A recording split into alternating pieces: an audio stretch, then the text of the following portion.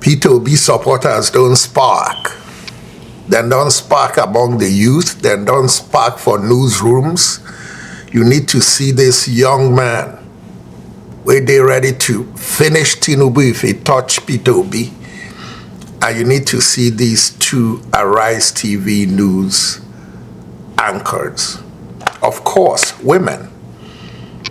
Because besides Rufai Oseni and Dele Farotimi and their likes in Nigeria, the only ones who seem to have the balls, either the youth, the obedient youth, or the Nigerian female news reporters. They don't take nonsense. But let's start out with the youth. By the way, don't watch a little. Watch the whole thing. We got a lot of stuff, different stuff this time. A little bit of this and a little bit of that. You're gonna like it. Tonight I think of my home, the home where I was born. I think of my family and the poor farmhouse we had.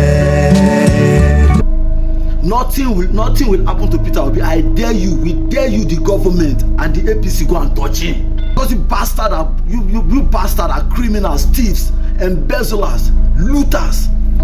You think the world does not know what you're doing? And then when somebody talks to you, the next thing you want to kidnap them, you want to kill them, you want to incarcerate them. You want them to go on exile. Because they talk, we will not leave this country for you, because Nigeria belongs to us all. Nobody is running for anybody. How did we even get here? We have become a nation that free terrorists from prison, but imprison human rights activists, imprison freedom fighters, imprison political oppositions.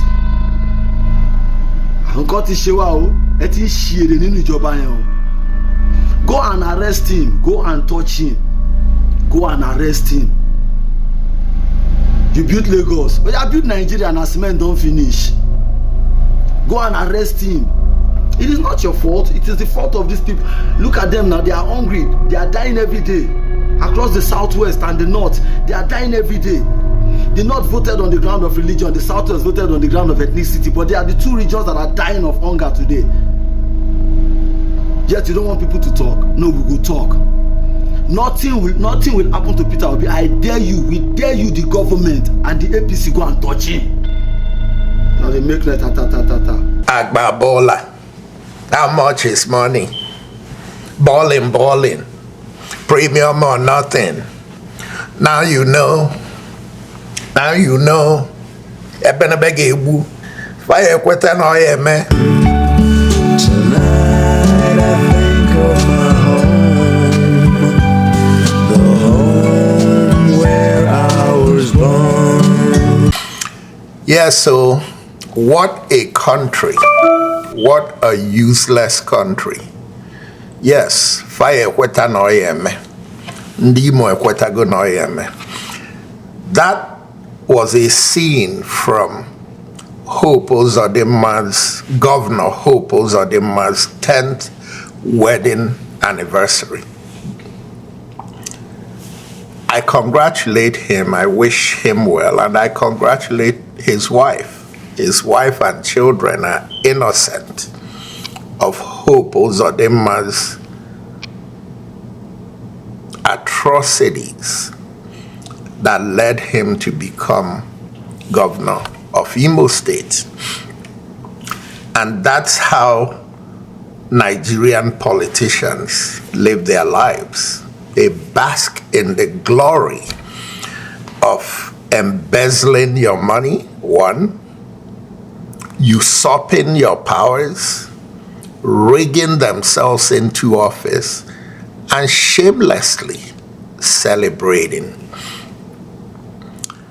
Many years ago, may his soul rest in peace, Emeka Odimegwu Ojukwu, legend has it that Emeka Odimegwu Ojukwu went to Abuja, and the Igbos in Abuja were so proud to see him, and they were showing him around all the great things Igbos own in Abuja. And at the culmination where he spoke to them, as Igbos would typically say, Igbo kweno, Emeka Ojukwu said, Ewu kweno, which means goat kweno in Yoruba, which means ewure kweno. That's symbolic of fools kweno.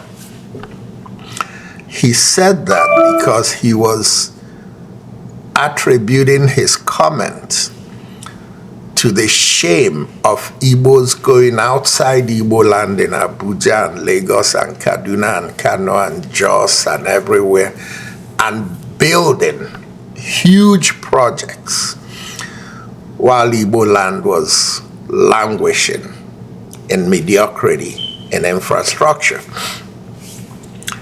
These are people from Imo State who complained about how Hope Uzodinma got to power. These are Imo State people who know and complained about how he rigged himself back into office. And these are other Igbos from other parts of Igbo land who know that Hope Uzodinma is nothing but a stooge for the Fulani cabal to get their wish. How are we doing so far? If you see value in what we do and the programming we bring you, please subscribe. It doesn't cost you money. Please like and please share. Tonight I think of my home, the home where I was born. But today's episode is actually about the man who has become the Igbo liar-in-chief in Nigeria. The cabal-pocketed Igbo liar-in-chief. Felix Morka, APC's national spokesperson, or whatever his title is. But it's actually not about him. He's just an accessory here. It's about what two brilliant Arise TV news female anchors did to him in showing him what real journalism is all about and what getting the facts is all about and what correcting the lies when politicians and their spokespeople come out to talk. They put him in his place. Felix Morka, folks, is a disgrace to Igbo people in Nigeria. With Igbos like Felix Morka, every Nigerian who hates Igbos is accomplishing exactly the picture they want to paint of Igbos. People who cannot falsely, but that's what people like Felix Morka present. If you watch him and you stereotype, you'll say, oh, he's Igbo. Those people can lie. No, Felix Morka is trained to lie. Probably in taking his position at APC, he must have trained under the Bayo Nonuga and Dele Alake School of News Distortion. So that's one aspect. You're really going to enjoy those ladies challenging him. But also you hear a young Yoruba youth come out and really destroy Bola Ahmed Tinubu and dared him to send his cronies to touch Peter Obi and see Nigeria set on fire. Not by Yoruba youth, not by Igbos, not by IPOB, not by Nigerians across Nigeria. That's when Tinubu and his APC cohorts will know that Nigerians have had enough. And then to conclude, I have a very funny satire from a Canadian lady. It's about 3 minutes long or thereabout, talking directly to Donald Trump. You're gonna laugh. You gotta sit down and watch the whole thing. I didn't make any segment long because I wanted to keep your attention in short segments. Every one of the segments, I think, is a masterpiece. Welcome to the morning show, Mr. Morka. Thank you so much, Dr. Bati. Very good. Now, straight question. Who is threatening who? The Labour Party and Mr. Peter Obi and Yunus Satanko have said in the public domain that you threatened Peter Obi, his family members, his associates, by saying that he has crossed the line of truth, you allegedly said, and that he should be prepared for what he will get, and whatever he gets, he should manage it. What is he going to get? All right, thank you so much. And I'm really sorry that you're having to go through death threats. It's unfortunate and sad that this is what politics in Nigeria has descended to.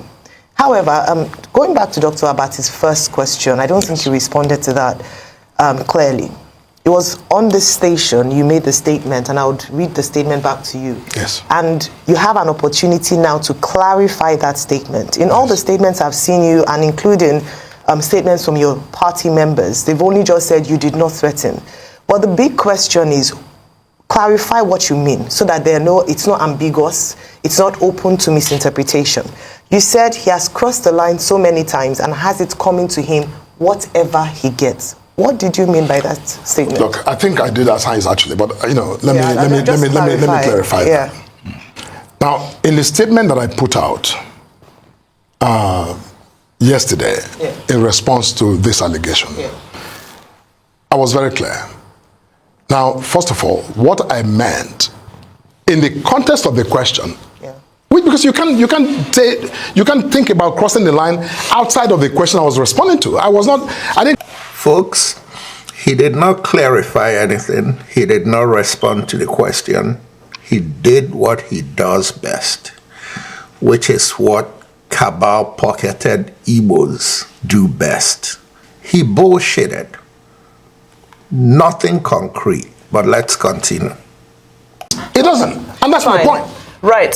So you said that you're challenging facts or the misrepresentation of facts. Correct. Is in essence, that's your duty. However, what we saw was an attack on a person, not an attack on facts.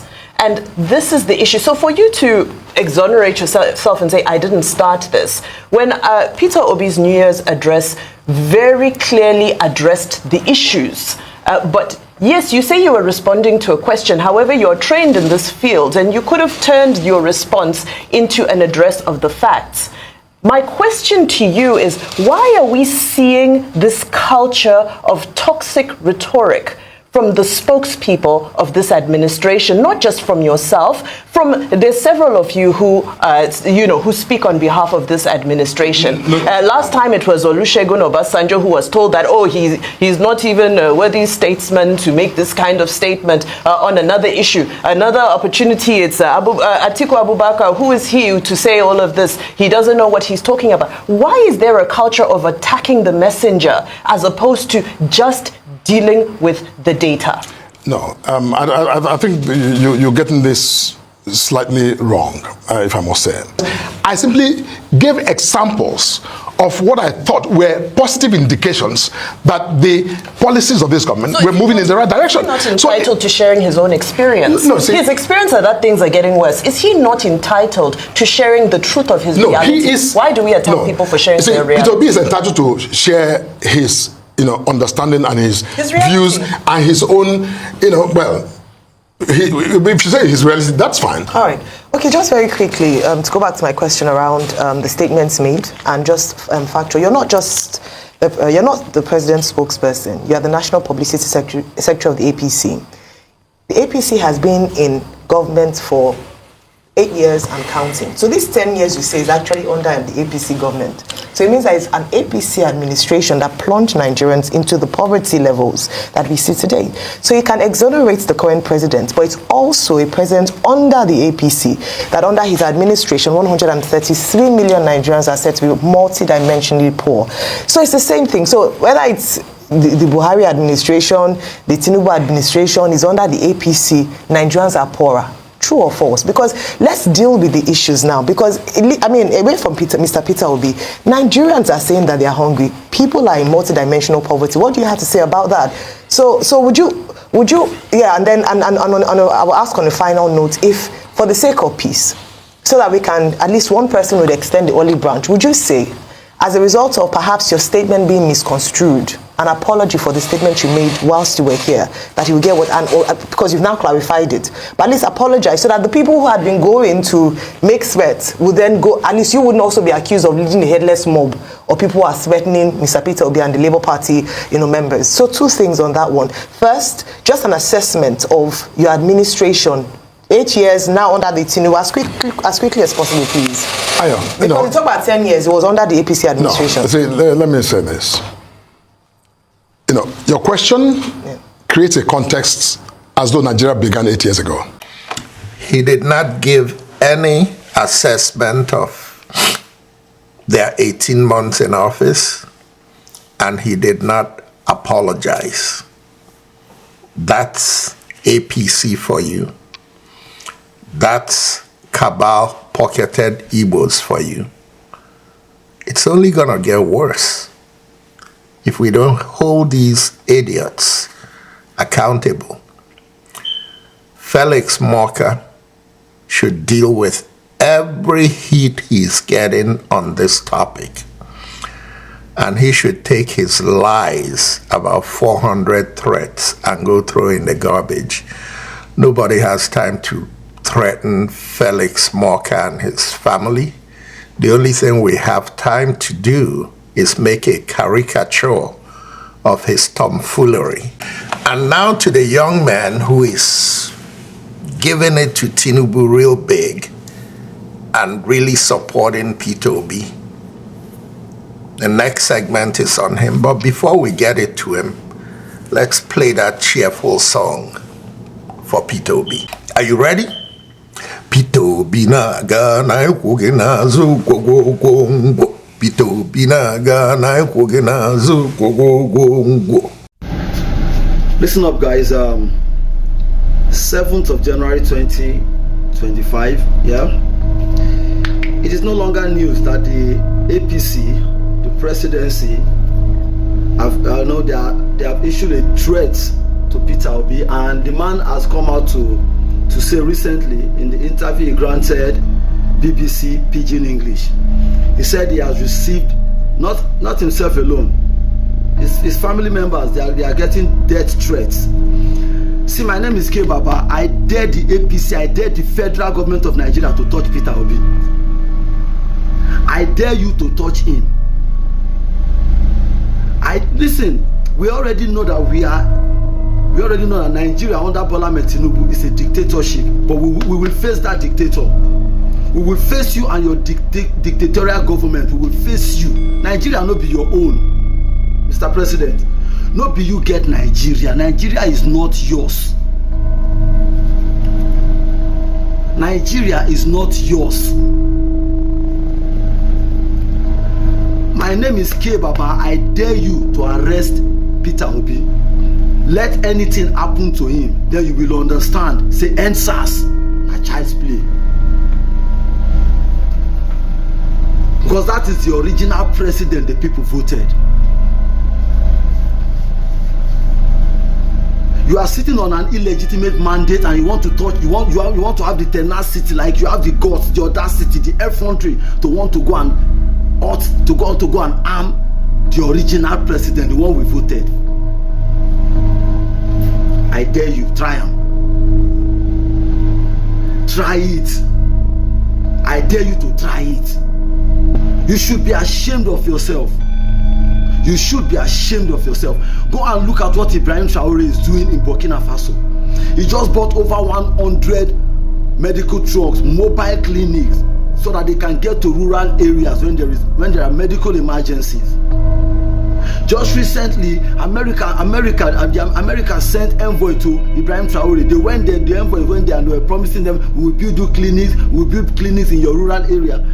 The Minister for Health in Burkina Faso told them, he said, we are building world-class hospital and you are coming here to propose clinics to us. It was an insult to them. But if it were you idiots, all mainstream newspaper would have carried it. It will look as if Nigeria does not have money to build clinic. America is giving us clinic because you people have no shame. And lastly, Donald Trump several times has referred to Canada as the 51st state of the United States. America has 50 states. But Trump likes to belittle people. And as they will say in Sapele and Wari for Wafi dialect, Canada woman don't spark. Canada woman don't spark well. Trump don't koro. I hope I did my best with it. But here is a lady who is really satirically giving it to Donald Trump. It's funny, it's short. It's less than 4 minutes, maybe 3. So no, sorry. And I really also take offense, sorry, Mr. Trump, took offense to your idea that Pierre Poilievre wasn't good enough to lead the Conservatives. Wayne Gretzky, I mean, he's great. He is the great one. He skates to where the puck is going. It's not going to MAGA. The puck is on a Canadian ice rink. And by the way, Mr. Trump, please, before making public pronouncements that Wayne Gretzky should run for Prime Minister, give yourself or get yourself a briefing on the nature of parliamentary democracy, a Westminster parliamentary system, and a constitutional monarchy where no one runs for Prime Minister. We have elections for members of parliament. We don't get to pick and choose among our billionaire friends for who gets a seat at the cabinet table. If they're not an elected member of parliament, well, Canadian system is different from that of the United States of America. I suggest that Mr. Trump find one of his grandchildren's school books and look at the year 1776, which may explain a few things to him about why our systems of government are different. I don't want to belittle Mr. Trump, but on the other hand, hey, Donald, have we got a deal for you? You think we want to be the 51st state? Nah, but maybe California would like to be the 11th province. How about it? California, Oregon, Washington, you've got geography in common with us. And not only that, we've already got a carbon trading system between California and Quebec. We've got some strong alliances on our west coast from British Columbia. There's been a lot of academic papers on the idea of Cascadia. So California, Governor Newsom, and Washington State, Jay Inslee, and newly elected Governor of Oregon, Tina Kotek. How about it? Want to put a referendum to your citizens? Because this is what you deal. Have we got a deal for you? This is what you get. Free health care. Universal free health care. No more one-year-olds who suddenly fall off the Medicaid list and their parents are in the news because they're trying to do a GoFundMe so they can get their daughter to a doctor.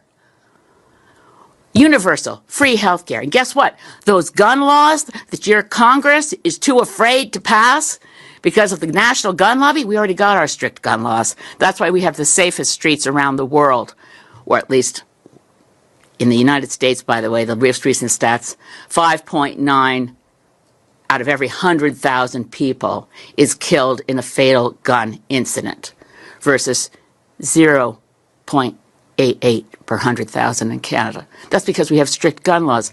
California citizens, Oregon, Washington, safer streets. Here we already have good gun laws, and women have a right to an abortion under our universal health care system. But, we don't have to stop there. Donald, think about it. You could get rid of all these states that always vote Democrat. You know what else will take Bernie Sanders off your hands?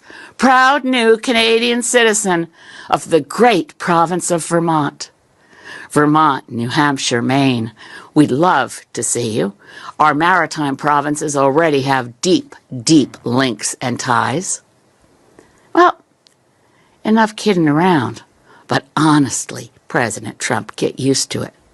Canada is a sovereign nation full of, guess what, proud Canadians. We're not jingoistic. We don't boast a lot. That's one of the things we kind of have in common with Jimmy Carter. We're not a big nation for braggarts and bullies. We actually like to think we're of service in the world. We could do better. We can always do better. But we love our country. And it's a country. It's a nation. And we do not aspire to be a 51st state. So let's not hear that anymore. If it was a joke, it was never funny. And it ends now.